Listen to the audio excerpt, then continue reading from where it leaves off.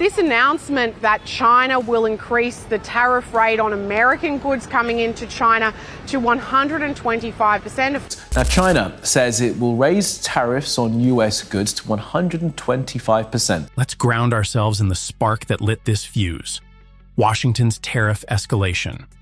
On April 12, 2025, the White House stunned the world, confirming a 145% tariff on Chinese imports, stacking a new 125% levy atop an existing 20% duty.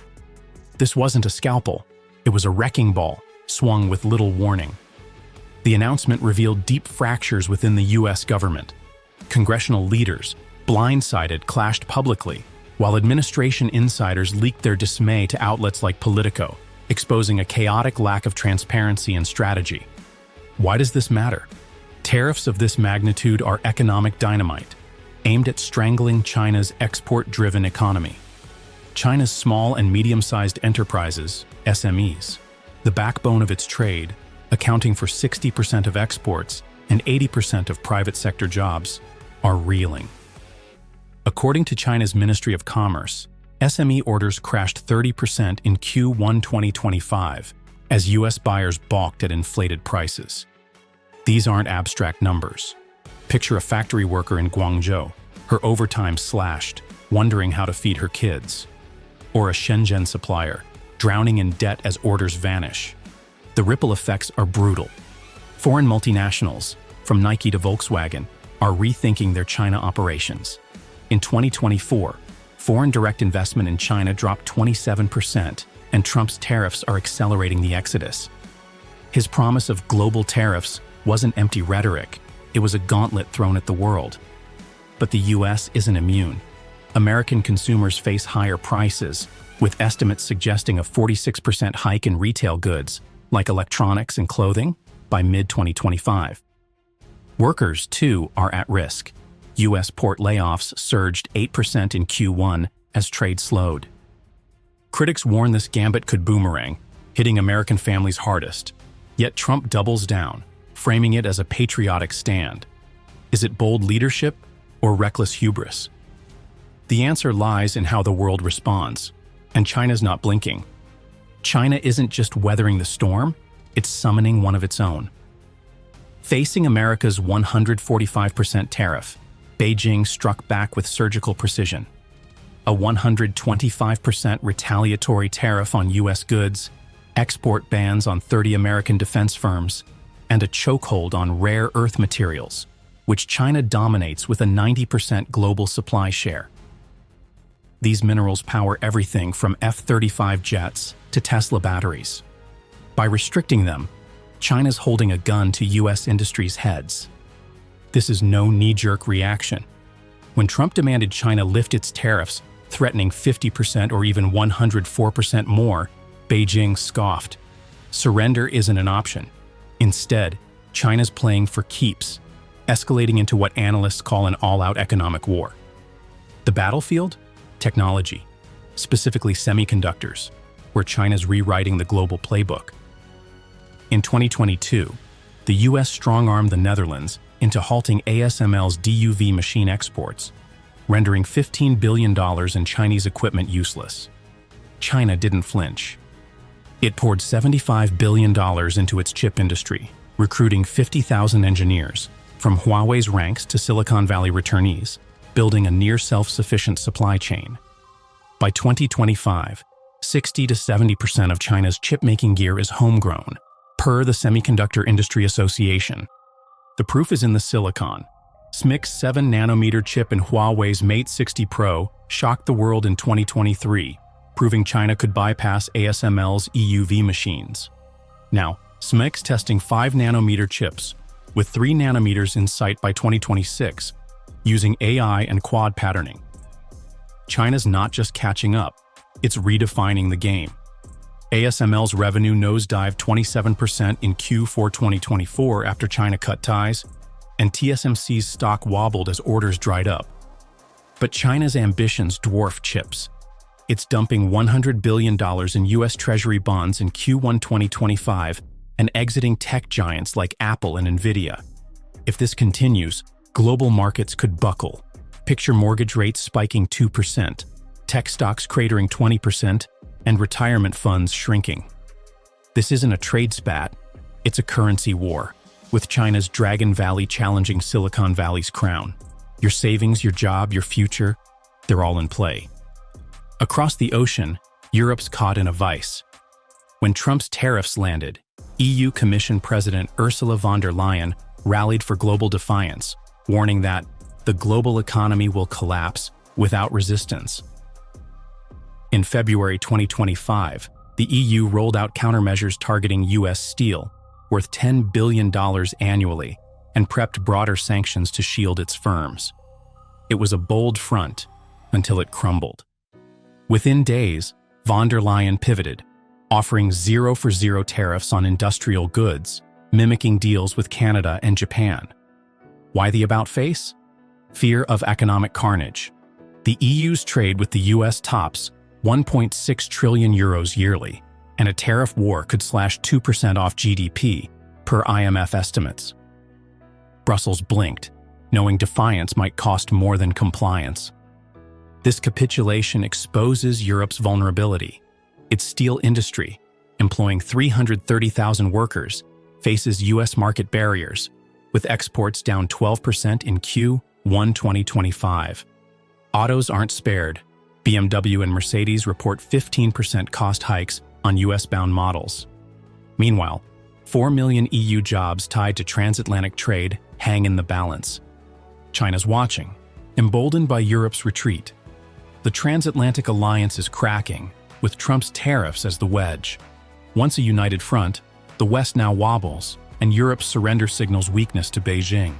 What happens when allies bow to pressure? The global order tilts, and not in America's favor. Now shift north to Canada, a quiet ally turning defiant. Alberta Premier Danielle Smith dropped a bombshell.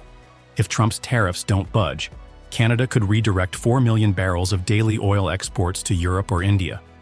The U.S. depends on Canada for 60% of its crude imports, with 700,000 barrels feeding Gulf Coast refineries daily. This isn't posturing, it's leverage. Losing Canadian oil would cripple U.S. energy security. American refineries tuned for Canada's light crude can't pivot to Saudi Arabia's heavier oil without $10 billion in upgrades. Fuel experts warn gas prices could jump 20 to 40 cents per gallon in New England, where heating costs are already up 18%. For a family of 4, that's $500 more yearly at the pump. Canada's moves are strategic. In 2024, it inked preliminary deals with European refineries, processing 500,000 barrels daily. India's eyeing another 300,000. If Canada pulls the trigger, global energy markets could convulse, with Brent crude projected to hit $90 per barrel. This standoff isn't just economic, it's geopolitical dynamite. Canada's signaling it won't be bullied even by its closest ally. Trump risks alienating a partner whose oil keeps America's economy humming, pushing Ottawa toward new alliances. The fallout? Higher prices, strained ties, and a U.S. energy crisis looming large. The drama intensifies with Japan, a linchpin U.S. ally now baring its teeth. Trump's 25% tariff on imported cars, announced in March 2025, targeted Japan's auto giants, Toyota, Honda, Nissan, which employ 109,000 Americans and pumped $60 billion into U.S. factories since 2020. Japan's not just a trade partner, it's the top foreign investor in the U.S., fueling Midwest manufacturing. Tokyo's response was icy. Every option is on the table. Japan threatened to renegotiate $20 billion in U.S. weapons deals, eyeing European suppliers like BAE Systems. More alarming, it hinted at scaling back Pacific military cooperation, critical for countering China. In 2024, joint U.S.-Japan drills involved 50,000 troops. A pullback could gut America's regional clout. This isn't just economics, it's strategic unraveling. Japan's auto exports to the U.S., worth $70 billion yearly, face devastation, with 100,000 jobs at risk. Yet Japan's defiance runs deeper. It's signaling a multipolar shift, exploring trade pacts with the EU and ASEAN to offset U.S. pressure. Trump's alienating a vital ally. risking not just trade, but America's Pacific dominance. If Japan pivots, the U.S. loses leverage against China, weakening its hand in a region where tensions are already volcanic. This is how empires stumble, by turning friends into foes. Back home, the tariff war's toll is personal. American workers, farmers, and families are collateral damage. In industrial states like Ohio and Michigan, 62% of workers reject Trump's tariffs, fearing layoffs. The auto industry's reeling. Ford and GM face 30% cost spikes for parts from Mexico and Canada, pushing pickup prices towards $60,000. Farmers are on their knees. China's 34% tariffs gutted soybean exports, worth $12 billion in 2023. In Iowa, 30% of farmers face bankruptcy by year-end, with one pleading, "I hope this ends soon, or we're finished." Tech's bleeding too. Silicon Valley firms lost $500 million in Q1 as China's market slammed shut. Inflation's suffocating. Egg prices doubled in 6 months. Construction costs rose 15%, and grocery bills climbed 12%. Across America, 1,300 protests are set for May 2025, uniting teachers, mothers, and factory workers. They're not activists, they're ordinary people, chanting that their rights are under siege. Trump's America First is backfiring. Higher prices, lost jobs, and shattered dreams aren't victory, they're betrayal. The heartland's anger is palpable, and if this continues, the U.S. economy could fracture under its own weight. As the U.S. China tariff war escalates, Beijing is not fighting alone. It's rallying a coalition to challenge America's economic dominance. On April 10, 2025, China's Commerce Minister Wang Wentao held separate video calls with Saudi Arabia and South Africa, strategizing responses to Trump's reciprocal tariffs that have pushed duties on Chinese goods to a crippling 145%. These weren't casual chats. They were calculated moves to forge a united front against Washington's trade assault. China's outreach signals a broader geopolitical shift. With Saudi Arabia, Wang pushed for deeper ties within the Gulf Cooperation Council, a bloc representing $2 trillion in annual trade. Saudi Arabia, facing a 10% U.S. tariff despite its strategic oil ties, is a key player. In 2024, China-Saudi trade hit $120 billion, with Beijing importing 15% of its oil from Riyadh. If Saudi Arabia redirects even a fraction of its 1.5 million daily barrels to China, it could destabilize U.S. energy markets, already strained by Canada's threats. South Africa's role is equally critical. Wang's talks with Trade Minister Parks Tau emphasized BRICS and G20 cooperation, platforms where China wields growing clout. South Africa, slapped with a 30% U.S. tariff, is reeling. Its citrus industry, employing 35,000 workers, faces collapse, with $500 million in exports at risk. By aligning with Beijing, Pretoria could pivot its $10 billion annual trade with China, amplifying pressure on the U.S. This isn't just trade, it's a diplomatic chess game. China's canvassing allies like Spain, Saudi Arabia, and South Africa to exploit cracks in America's global influence. Xi Jinping's warning that there will be no winners in a tariff war resonates as Beijing builds bridges with the global South. If these nations coordinate countermeasures, say, diverting $50 billion in collective trade from the U.S., Wall Street could face a 5% market dip per Goldman Sachs projections. America's isolation looms as China crafts a coalition to rewrite the trade rules. The question is, can Trump's tariffs withstand a world turning against him? While China rallies allies abroad, the U.S. auto industry is buckling under Trump's tariffs, a stark warning that America's own economy may be the war's biggest casualty. On April 10, 2025, Goldman Sachs slashed its 2025 U.S. auto sales forecast by 850,000 units, from 16.25 million to 15.4 million, blaming soaring costs from tariffs on autos, steel, and aluminum. For 2026, the cut was even deeper, 1.1 million units, down to 15.25 million. This isn't a blip, it's a crisis. Tariffs are strangling carmakers. Despite Trump's 90-day tariff pause on most countries, excluding China, duties on key inputs like steel, 25%, and auto parts, 10 to 25%, remain, driving production costs up $2,000 to $4,000 per vehicle. Automakers can't fully pass these costs to consumers, already stretched by 5% inflation. The result? Ford's stock dropped 5%, GM fell 5.2%, and Stellantis plummeted 11.8% in a single day, reflecting Wall Street's panic. Consumers are paying the price. The average new car, now nearing $50,000, is out of reach for millions, with demand softening as financing rates hit 8%. Goldman also cut global auto production estimates by 1.7 million units for 2025, signaling a supply chain meltdown as tariffs disrupt imports from Mexico and Canada, worth $100 billion annually. In Detroit, 10,000 auto worker layoffs are projected by Q3 2025, echoing the 30,000 jobs lost in Trump's first-term trade wars. Trump's promise to bring jobs back is faltering. Instead of factories returning, companies like Ford are offering discounts to clear bloated inventories, a desperate bid to offset price hikes. Meanwhile, dealerships report 20% sales drops in states like Ohio, where families can't afford new models. America's heartland is hurting, and the tariffs meant to protect it are fueling a recession risk. Goldman pegs the odds at 45%. Can the U.S. economy survive its own strategy, or is Trump driving it off a cliff?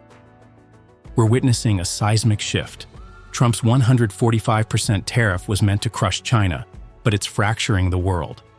China's self-reliance in chips and rare earths threatens U.S. dominance. Europe's capitulation weakens the West's unity.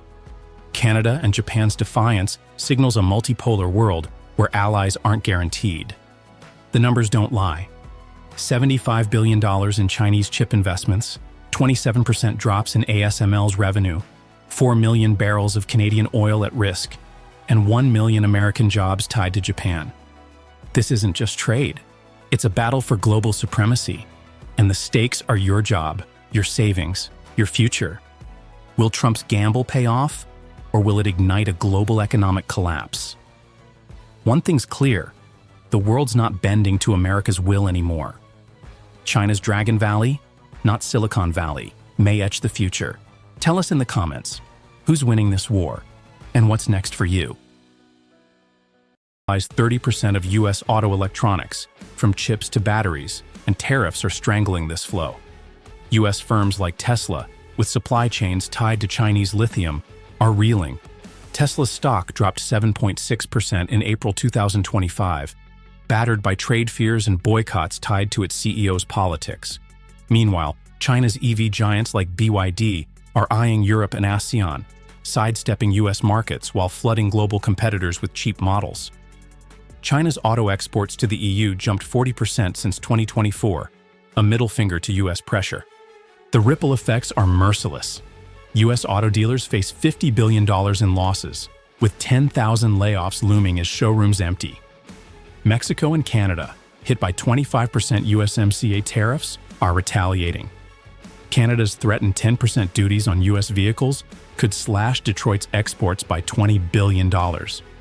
Even allies like Japan, slapped with 24% tariffs, are rethinking investments. Toyota's $10 billion plant expansion is on hold. Can tariffs revive U.S. auto jobs? The White House claims 200,000 new jobs by 2027, but history's skeptical. Tariffs in 2018 raised steel costs, killing 40,000 U.S. jobs in related sectors. Building cars stateside is a pipe dream when China's factories churn out EVs for $15,000 versus $50,000 in Michigan. This is an industry on life support, and tariffs might just pull the plug.